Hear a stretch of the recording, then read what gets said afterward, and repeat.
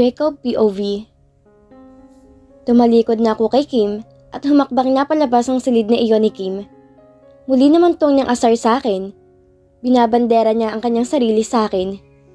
Hindi ko naman alam kung bakit hindi ako patulan nito. Napaka-sexy at ganda ni Kim.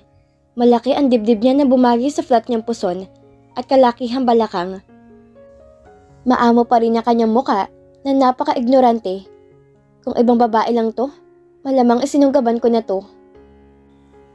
Diba ito lang naman ang gusto mo? Kagaya ka din ng ibang lalaki. Ang sama ng ugali mo? Mariin na sabi niya sa akin. Kim, tama na. Mahinahon kong sabi sa kanya. Magpahinga ka na muna, lasing na lasing ka. Sagot ko kay Kim. Napilitan akong bumalik sa loob ng kanyang silid at pinasuot sa kanya ang mga maluwag na damit na nakita ko sa kanyang closet. Mabuti naman at hindi na siya nagmatigas pa sa akin. Sinuot din niya kaagad ang damit na inabot ko sa kanya. Tatawa-tawa po to sa akin habang nangungulit. Pagkahubad niya sa kanyang bra ay winawagayway na to sa aking harapan. Tumalikod naman muna ako hanggang sa makasuot na siya ng damit. Muli ko naman siyang inalalay para makahiga na to sa kanyang kama. Pabarabdal siyang humiga sa kanyang higaan. Paalis na sana ako nang biglang hilahin ni Kim ang aking kamay. Please, dito ka lang. Huwag mo akong iwan. Lahat na lang sila iniwan ako. Sabi niya sa akin. Nagulat naman ako sa biglang pagluha ni Kim nang sabihin ng mga katagang yon. Napapagod na ako magbigay. Sawa na akong umitindi sa mga taong mahal ko. Please, Jacob, dito ka lang muna. Pagsusumamo nito sa akin. Nawala ang tigla-tigring Kim na lagi kong kausap. Naging maamo ang mukha nito. Kitang-kita ko ang matinding kalungkutan sa kanyang pagkatao. Nakaramdam naman ako ng awa sa kanya. Hindi ko alam kung gaano kabigat ang sakit na pinagdadaanan niya at dahilan kung bakit siya nagkakaganito ngayon. Karaniwang nakikita ko siya matapang at palaban sa buhay. Ngayon ko lang nakita ang soft part ng pagkatao nitong si Kim. Inisip ko ay lasing lang to, kaya siya nagpa-share sa akin. Napaigtad naman ako sa biglang paggilat ng kanyang mga mata. Kanina pa pala to gising. Sabihin mo nga sa akin, Jacob, hindi ba talaga ako kamahal-mahal? Na pati mga magulang ko hanggang ngayon niloloko ako? Humahagol-hol niya ditong sabi. Ano bang nangyari sa'yo, Kim? Sa susunod hindi na kita papayagang umalis. Nagkita lang kayo ng mga kaibigan mo, nagkaganyan ka na? Ano bang sinabi sa'yo ng mga kaibigan mo? Tanong ko sa kanya habang pinupunasan ko siya na mabasang bimpo. Yung mama ko, pati papa ko, nalaman nilang tungkol sa nabili kong kondo. Matagal kong pinag-ipunan yun. Nalaman ko kay Mia na pinalayas pala nila yung tenant at ngayon doon pinatirang kapatid kong umagaw sa fiancé ko. Hindi ko alam kila mama kung bakit lagi siyang nakapabor kay Nicole. Ngayon ang hinihingi ni mama sa akin. Ibigay ko na lang daw yung unit ko ngayon kay Nicole. Dahil hindi naman ako nag-i-stay sa Pinas. Kawawa naman daw kasi si Nicole. Nahihirapan kakabiyahe pag uwi galing trabaho. Pabayaran na lang daw nila paunti-unti yung unit dahil nakasampa na naman si Matthew. Yung ex-fiancé ko na asawa na ngayon ng kapatid ko. Sa akin yun eh. Ayun na nga lang ang naipundar ko para sa sarili ko ngayon. Kukuhanin na naman nila at ibibigay na naman kay Nicole. Para na naman sa kakaayos si Nicole. Pagod na ako magbigay at magparaya. Humahagol-hol niya sabi nito. Hindi na ako sumagot o nagtanong pa muli sa kanya.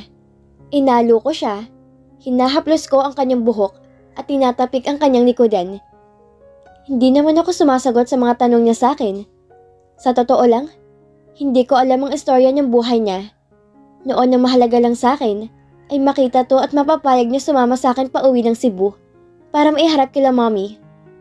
Dati ay wala talaga akong pakaalam sa personal life niya. Pero habang tumatagal ang aming pagsasama, ay nagiging interesado na ako sa malaman ng lahat tungkol sa kanya. Hindi ko man aminin sa aking sarili, ay alam kong nahuhulog na ako kay Kim. Itong unang beses na nagkaroon ako ng pakaalam sa isang babae sa buong buhay ko. Humarap muli sa akin si Kim habang umiiyak to at bigla niya akong sinunggaban ng halik. Kim, please, stop it! Mahinahon kong sabi sa kanya Alam kong lasing to at ayokong isipin niyang pinagsamantalahan ko siya, ang kanyang kalasingan. Inihiga ko na siya at pinunasan na kanyang ulo ng bimpo na hinanda ko para mahimasmasan to. Hindi naman ako makaalis sa pagkakaupo ko sa kanyang tabi dahil sa mahigpit niyang pagkakakapit niya sa aking braso. Please, wag mo akong iiwan, Jacob. Sabi pa nitong muli sa akin bago siya tuluyang nakatulog. Sinubukan ko namang kumala sa kanyang pagkakakapit, kaya lang ay lalo niya itong hinihigpitan hanggang sa nakayakap na siya sa akin. Hindi ko na namalayang nakatulog na din ako sa kanyang tabi sa paghihintay na bumitiw ito. Kim POV. Bigla ko napaatras sa aking pagkakahiga nang mamulatan ko ng mata itong si Jacob na katabi ko sa aking kama. Na sarap sa kanyang pagtulog habang magkayakap kaming dalawa. Bahagya naman tong naalimpungatan nang bigla kong kumala sa aking pagkakayakap sa kanya. Inaalala ko naman ang nangyari kagabi at dahilan kung bakit kami magkatabi kaming natutulog. Napakamot ako sa aking ulo na maalala kong kagagahan ko na naman kagabi.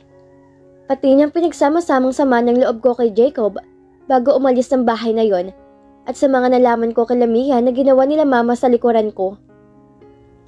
Kung hindi pa ako umuwi, hindi ko pa malalamang wala na pala akong kondong babalikan. Dahil muli, ay pinakialaman nila ang naipundar ko. Nalaman ko pa kay Lamia ang matindi pa daw ang sama ng loob ng mga to sa akin dahil sa naglihim daw ako tungkol sa kondo. Napatitig ako sa mukha ni Jacob nang mahimbing pa rin ang tulog ng mga sandaling yon. Naalala ko kung paano niya ako inalagaan kagabi, pati nang hindi nito pagsasamantala sa kalasingan ko. Nagpapasalamat ako dahil may bait pala tagatong taglay kahit papaano. Napapangiti ako dito nang bigla kong yapusin muli nito at mapahiga sa kanyang tabi. Magkatapat na ang aming mga muka, hindi naman ako nagpumiglas pa o gumalaw dahil ayoko maistorbo to sa sarap na kanyang pagkakatulog. Hinayaan ko muna to ng ilang minutong nakayapos sa akin bago ako dahan-dahang kumala sa pagkakayapos. Sakto naman tawag nila mama sa akin. Kim, sahod mo na diba? Nakapagpadala ka na ba? Late na ngayon ah. Yung pambayad sa pang-tuition ng pamangkin mo, huwag mong kalimutan, kailangan na yon. I-fully paid mo na lang para hindi ka na maantakan monthly. Bungad niya sabi sa akin kaagad ni mama. Hinihintay ko siya magsabi sa akin tungkol sa ginawa nila sa kondo. Pero wala tong ibang sinasabi kundi tungkol lang sa pera. Mamaya po, mag-transfer na ako sa inyo. Mahinahon kong sagot kila mama. Hinanaan ko lang ang boses ko at pumasok ako sa banyo para hindi ako makaistorbo kay Jacob na sarap na natutulog. Bakit akong kailangan sumagot ng buong pang-tuition ni Ava? Nakaalis ng tatay niya. Sa kami trabaho naman si Nicole, di ba? Sagot ko naman kay mama. Aba naman Kim, maawa ka dun sa kapatid mo. Alam mo nagsisimula pa sila. Bago pa lang nakakaalis si Matthew. Nagbabayad pa sila ng utang ni Nicole sa mga nahiraman nila bago umalis si Matthew. Anak, wag mo na lang tingnan ng mga magulang niya. Ang isipin mo na yung pamangkin mo. Kawawa naman kung hindi sa private mag-aaral. Nabubuli siya sa school niya ngayon. Kawawa naman yung pamangkin mo. Bugnot na sabi sa akin ni mama. Hindi naman sa ganun ma. Ang dami ko yung sinakripisyo sa kanila. Ang dami ko ding nabigay sa kanila sa kabila ng ginawa nila sa akin. Hindi naman ako nagkukulang para sa inyo. Pero sa anak nila, obligasyon na nila yan. Alam naman nilang mag-aaral na si Ava. Pagmamaktol kong sagot kay mama. Hay nako Kim, tama nga palang papa mo sa sinabi niya. Simula nung makalipat ka ng trabaho dyan sa Kuwait at dahil dyan sa maniligaw mo si Jay, ay lumaki ng ulo mo. Nagbago na tagay ang ugali mo. Naging madamot ka na sa pamilya mo. Nambubos kang sabi naman ni mama. Ano ba naman yan ma? Sige po, magpapadala ako sa inyo ng pera. Pero sabihan niyo din sila Nicole na mag-intindi siya para sa anak nila. Hindi naman pwedeng laging ako. Paano ako makakaipon? Sagot ko pa kay mama. Sige sasabihin ko, huwag ka mag-alala.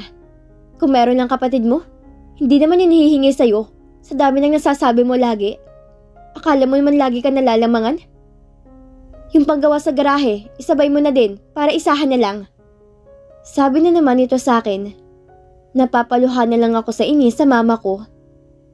Hindi na ako nangatwiran pa at umuo na lang sa kanya mga nais mangyari. Sige ma, magpapadala po ako. Sige na po't may kailangan pa akong gawin. Screenshot ko na lang kapag nakapagpadala na ako. Maiksi kong tugon dito. Okay sige, i-message mo ako kaagad para makuha na din kaagad sa bangko. Sagot nito sa akin bago ko tuluyang patayan ng tawag nitong si mama. Hindi talaga niya binanggit ang ginawa nila tungkol sa aking condo unit. Napasandal naman ako saglit sa wall ng aking banyo. Inayos ko muna ang aking sarili bago ako muling lumabas sa aking kama. Nagulat pa ako nang paglabas ko ay nakaupo na tong si Jacob at parang kagigising lang niya. Pasensya na, maingay ba ako? Naistorbo ko atang tulog mo. Malambing kong tanong sa kanya. Nahihiya naman ako kung sakaling narinig itong pag-uusap namin ni mama. Hindi naman, kakagising ko lang din. Nakatulog na pala ako sa higaan mo.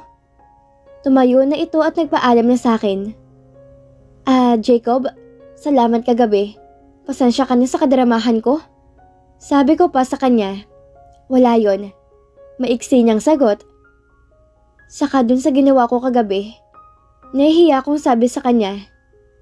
Salamat sa hindi mo pagpatol sa akin. Sabi ko pang muli sa kanya. Sige na, aalis muna ako. Do your thing today. Hindi na muna tayo pupunta kay Mami.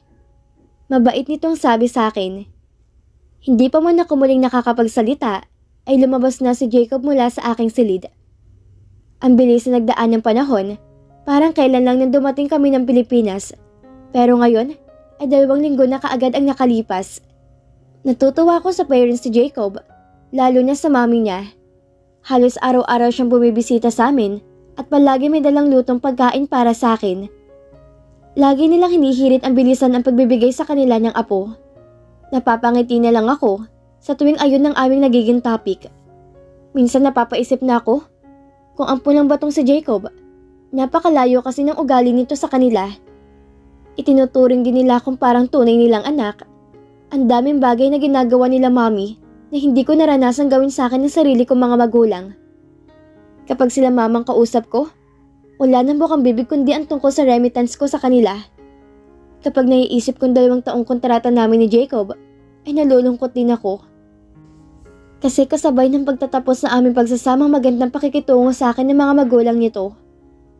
Ngayon ko lang naramdaman ang mga magulang na nagkaroon ng concern sa akin, na minsan ay hindi ko naramdaman sa sarili kong pamilya. Minsan nagtatampo na din ako kay mama, dahil laging sinikulang ang pinapanigan nila. Nagpapasalamat ako dahil kung gaano kabait si mami sa akin ay ganun din ang pakikitungo ng daddy ni Jacob sa akin. Palaging tinong sumasama kay mami sa pagdalo sa akin sa unit ni Jacob. Although hindi ko maintindihan ang ugali ni Jacob. Hanggang ngayon na minsan ay mabait pero madalas ay napaka-arugante niya pagdating sa pakikitungo sa akin. Lagi niyang pinamumukha sa akin ang kontrata namin at kung ano mawawala sa akin sakaling umayaw na ako sa aming napagkasunduan. Kaya naman, ako na lang ang umiwas sa kanya para hindi na din mapang-abot ng init ang ulo namin sa isa't isa. Hindi ko siya pinapakialaman sa tuwing lumalabas siya kasama ng kanyang mga kaibigan. Hindi pa rin to nagbabago sa kanyang nakagawian. Madami pa din ako naririnig na kinakausap nitong iba't ibang babae. Narinigan ko pa siya na minsan kausap niyang isang kilalang celebrity at nais pumunta sa unit ni Jacob. Nagdahilan naman ito na kasama niyang kanyang pinsan nang marinig nito ang aking boses. Napapailing na lang ako dahil hindi na taga to magbabago. Siguro'y awa lang ang nararamdaman niya sa akin sa mga sandaling nagiging mabait siya sa akin. Kaya naman tinato ko sa aking isipan na hindi ako maaaring mahulog kay Jacob. Siguro nga itagang swerte ako sa trabaho, pero pagdating sa buhay pag-ibig, wala na siguro akong chance na nakatadhanan na taga para sa akin. Napadagok na lang ako sa aking noo nang inumaga na namang umuwi tong si Jacob at lasing na lasing. Nangungulit siya sa akin at kung ano-anong sinasabi pero hindi ko to pinansin. Inalalayan ko siya papunta sa kanyang kwarto at binihisan ko siya na maginhawaan. Napatulala naman ako sa angking ganda ng pangangatawan ni Jacob, Hinubad ko ang lahat ng kanyang saplot at pinunasan siya ng bimpo na may malamig na tubig. Ikaw, alam mo kasalanan mong lahat. Sabi niya sa akin. Pinipilit pa din niya magsalita pero hindi ko na maintindihan ang iba pa niyang sinasabi sa sobrang kalasingan niya. Binihisan ko na siya at lumabas na ako ng kanyang silid para simulan ang pagluluto. Nag-grave kasi ako sa sinigang na baboy tapos igagawa ko ng sawsawang patis na may kalamansi at sili para sa sawsawan. Tamang-tama din para sa pagbanlaw ni Jacob pagising niya. Phone call with Rona. Habang naghihiwa ng mga ingredients ay nakita kong tumatawag sa akin si Rona. Dahil bored ako at wala naman ako makausap sa unit na to, ay sinagot ko ang kanyang tawag. Ni-loudspeaker ko ito para makapag-usap kami habang naggagayat ako ng mga gulay para sa lulutuin ko. Madam, how are you? Aba, kamusta ang bakasyonista sa Pinas? Energetic na bungad sa akin ito. Tawa naman ako ng tawa dahil nai-imagine ko ang itsura nito habang sinasabi yon. Lukaret ka talaga. Okay naman, eto nagtitiis kunting araw na lang din naman pabalik na ako ulit ng Kuwait. Pero lilipat na ako ng bahay. Tulungan mo ako pag naglipat ako ng mga gamit sa bahay ha, na kinuha ni Jacob para sa akin. Sagot ko sa kanya. Okay, go. Push yan, madam. Wala akong pasok ngayon. Off ako. Maglalabay kami sa Avenue sila Christy. Ang tagal nga nila, kanina pa ako naghihintay. Sagot naman niya sa akin. Ito na nga, madam. Kakapasok ko lang ng balita. Sabi pa niya sa akin. Sinasabi ko na nga ba? Isasabihin ka na naman. Sige, kwento mo na yan. Sagot ko naman sa kanya. Di ba nga si Jack kinuha ng asawa niya yung anak niya? Oo nga, tapos? Tanong ko muli. Ayun, madam. Tinulungan na siya ng ministry ng Kuwait. Wanted na yung asawa niya. Kaya malakang chance na makuha niyang anak niya sa asawa niya. Kaya ngayon medyo okay na siya. Sabi pang muli ni Rona. Pumasok na ba siya? Yung mga pending niya naayos na din niya? Hindi ko na na-check ang emails ko ngayon. Sobrang busy ako dito. Sunod-sunod kong tanong kay Rona. Okay na lahat, madam. Mag-enjoy ka lang po dyan. Na-close na daw niya yung mga open PO kahapon pa. Sagot muli niya sa akin. Teka muna, madam. Huwag mo munang ibaba ang tawag ko. Meron pa akong ichichika sa'yo. Pagpupumilit itong makinig ako sa kwento niya. Ano na naman yon? Tanong ko naman sa kanya. Aliw na aliw taga kung kausap tong si Rona. Sa tagal na namin nagsasama sa trabaho, kahit kailan hindi siya nawala na maikukwento. Kahit ata sa kaduluduluhan ng Kuwait, basta may Pinoy alam niyang istorya. Ito na nga. Di ba si Isay na sa Israel ang asawa niya? Ilang beses na niyang iniinggan yung pumunta na din dito sa Kuwait. Aba, nahuli niya ng bababaeng asawa niya. Narongsan sa kanyang asawa niya. Nagsan ba naman ang picture niya na walang damit? Isasend para dun sa babae niya. Kaya naman pala ayaw pumunta dito sa Kuwait. May asawa na pala dun sa Israel. May anak na din pala yung mokong na yon. Sa tingin namin parang 5 years old na yung bata. Medyo malaki na din kasi. Detalyadong pagkukwento pa niya sa akin. Napahinto naman ako sa aking paghihiwa. Saksi ako sa sakripisyo nitong si Isay dahil sa kagustuhan niyang makuhang kanyang asawa pa Kuwait para magkasama na sila. Nagbikit mata ako kahit na alam kong nagpa-part-time siya sa umaga at trabaho sa showroom sa hapon. Hindi ko ma-imagine ang paghihirap niya. Yun pala, wala naman pala siyang aasahan sa kanyang pinaghirapan. Naawa nga ako dito dahil pinagkakasya lang niya ang 20k di monthly para sa allowance niya sa pagkain. Minsan ibumibili lang to ng isang tray ng itlog at isang balot ng Indomie para ispang ulam niya sa buong buwan. Dahil lang lahat ng kinikita niya ay pinapadala niya sa kanyang asawa dahil mag-aayos pa umano to ng dokumento at kailangan niya ng tulong pinansyal para lang makatawid to papunta sa kanya at doon niya maisipang manirahan. Iyon pala, ay ginagastos nito lahat sa kanyang babae, ang mga pinapadala ni Isay.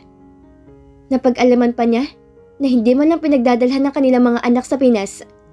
Hays, kawawa naman si Isay. Matapos lahat ng ginagawa niya at sinakripisyo para makuhang asawa niya. Ngayon, paano yan? Tanong ko kay Rona. Wala naman siyang sinabi. Parang uuwi daw ata siya for good para mag-alaga na lang ng mga anak niya. Pero nag-iisip pa siya dahil mahirap din ang buhay sa Pinas. Sagot ko naman sa kanya. Oo madam, kawawa talaga. Kasi isipin mo, halos patay na ni Isay ang sarili niya kakatrabaho dito. Tapos gagawa lang ng katarantaduhan ng asawa niya? Sagot naman niya sa akin. Nanlumuan naman kami na mag-post si Isay sa kanyang open letter para sa kanyang asawa. Sa sinasabi niya sa kanyang post, ay parang namamaalam na to sa mundo. Kaya naman minessage ko na. Sinabi mo pa, ngayon lang niya nalaman, grabe magtagong asawa niya. Kasi yung edad ng bata, halos kaidara lang din ang bunso niya sa Pinas. Ibig sabihin yan, ay pinagbumukha talaga siyang tanga noon pa ng asawa niya. Kung pagbabasihan ng edad ng bata, pinagsabay talaga silang halos buntisin. Kaya ikaw, Rona, pag nag-asawa ka, kilatisin mo muna maigi mapapangasawa mo. Hindi pwedeng basta-basta na lang. Ipanalangin mo din na ibigay sa'yo ang best among rest. Pagpapaalala ko naman sa kanya. Oo naman madam, idol kita. Ayoko na nga din sana mag-asawa. Oo nga pala madam, si Jane nakailang pabalik-balik dito. Nangungulit kung saan ka nagstay, kayong bakasyon mo. Kasi daw sinabi mong hindi alam ng parents mong umuwi ka. Sabi naman niyang muli sa akin. Biglang labas naman ang kwento ni Jacob at lumipat to sa kusina upang kumuha ng tubig dahil sa pagkauhaw niya. Hindi ko naman to pinansin, bagkos diniretso ko lang aking ginagawa. Naku Rona, wag na wag mo sasabihin kung nasan ako. Ikaw lang ang nakakaalam ko saan ako nag-i-stay. Ikaw lang tagang sisisihin ko kapag nalaman ni Jane na nandito ako. Sagot ko naman sa kanya. Grabe, patay na patay sa'yo si Puti madam. Ang daming dinadalang panuhol sa akin dito. Alam kasi niyan tayo lagi magkasamang kumain. Bakit ba hindi mo pa sagutin si Kano? Hindi mo naman tunay na asawa yang si Jacob. Tsaka nagtsatsaga ka dyan. Ang sama naman ng ugali niyan. Gwapo lang talaga. Walang preno nitong sabi. Nakita ko ang paghinto ni Jacob at ang pagkunot ng noo niya sa sinabi ni Rona. Nataranta naman ako at tinanggal kong pagkaka-loudspeak ng aming pag-uusap. Alam mo kung si Jay ang mapangasawa mo, hindi mo na kailangan magtrabaho. Lahat naman may bibigay sa'yo ni Kano. Kung ako niligawan niya ni Kano, naku, go ka agad. Wala nang dalawang salita. Ang gwapo pa. Ewan ko ba sa'yo, madam? Dire-diretso nitong sabi.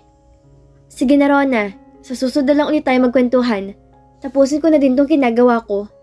Basta, wag na wag ka magsasabi kay Jay. Sabi ko sa kanya. Copy, madam. Izizip ko mouth ko. Siya, mag-iingat ka dyan. See you soon, madam. Pasalubong ko kahit tuyo lang. Nang aasar pa nitong sabi sa akin. Oo naman. Ikaw pa ba makakalimutan ko? Sige na, ikaw na magpatay ng tawag. Nagluluto na ako. Sabi ko pa dito. Nakangiti ako habang tinatapos kong akin niluluto. Habang nakita kong hindi pa rin nagbabagong pinta ng mukha ni Jacob sa sinabi ni Rona, binaliwala ko naman to at nagpatay mali siya na lang.